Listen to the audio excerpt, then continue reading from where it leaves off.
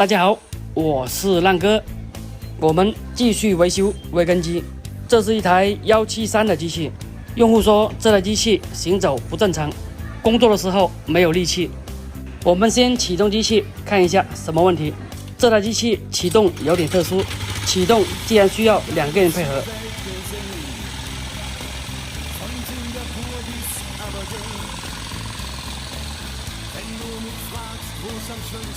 挂档的时候也需要2个人操作。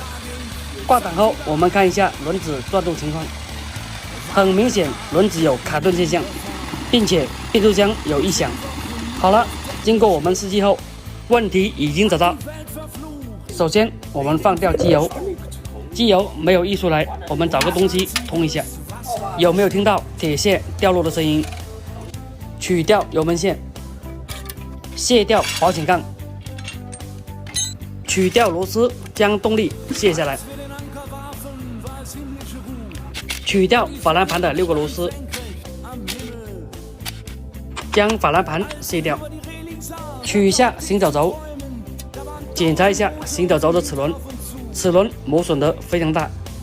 再来看一下散齿情况，散齿已经被磨平。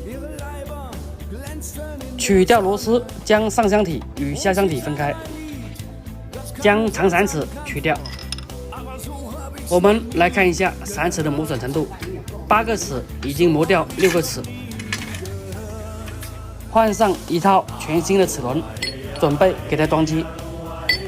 先将长散齿装回去，装回虫洞散齿，锁上螺丝，卡上卡销，装上行走轴，装上齿轮，装回轴承，装回法兰盘，锁紧螺丝，装上轮子，将箱体装回去，连接好，锁紧螺丝，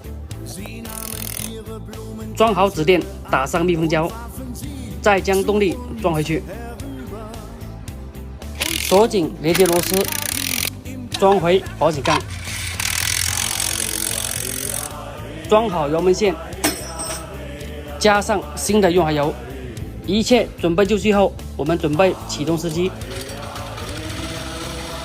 刚才需要2个人操作的地方，我们已经给它修好。现在试机可以1个人操作。先挂档给它试一下。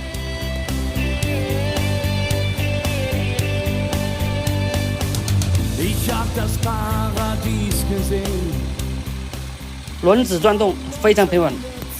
再试一下快档。快档也没有问题。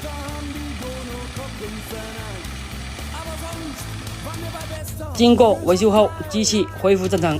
好了，本期视频就分享到这里。更多维修知识，请关注浪哥，浪哥带你学修机。我们下期见。